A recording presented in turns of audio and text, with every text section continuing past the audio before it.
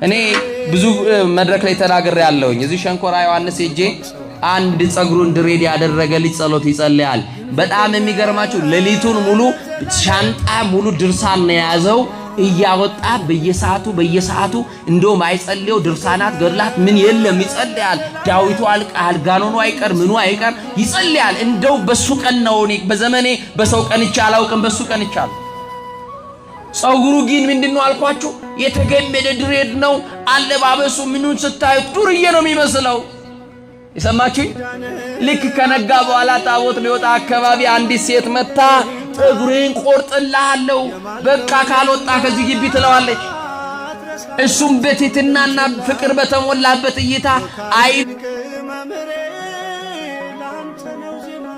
አይኖቹ እንባ እየሞሉ ዝም ብሎ እንዲነው አሉ።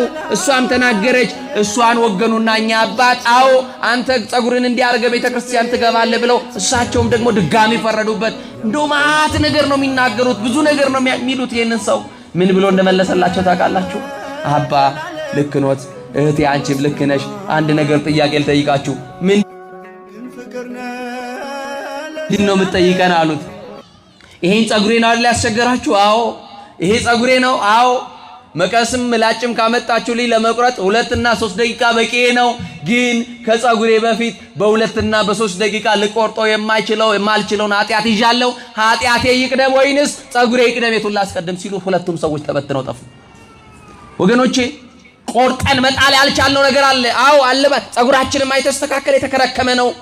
ጸጉራቸው የተንጨባረረባቸው የተከረከመ ልብ እንዳላቸው እንዳትረሱ። የእግዚአብሔርን መንግሥት በመግባትና ዘማውያንም ቀራጮችም እንደሚቀድሙን ተነግሮናል። ልብስ ባረዘመ አይደለም፣ አለባበስ ባስተካከለ አይደለም። ልባችን መች ተስተካከለ? ከነክፋታችን አይደለም። ለሰንኮፉ መወገድ አለበት። ክርስቶስን ያላወቀ ሰው ደግሞ ገባል ነው። እየሰማችሁ ነው። መሐሪ አይሆን ፈራጅ ነው የሚሆነው። አያችሁ አቡሃለ ምሕረት የምሕረት አባቷ የሆነ ክርስቶስን ማወቅ አለባችሁ። እግዚአብሔር እሱ ወደ ማወቅ ያድርሰን።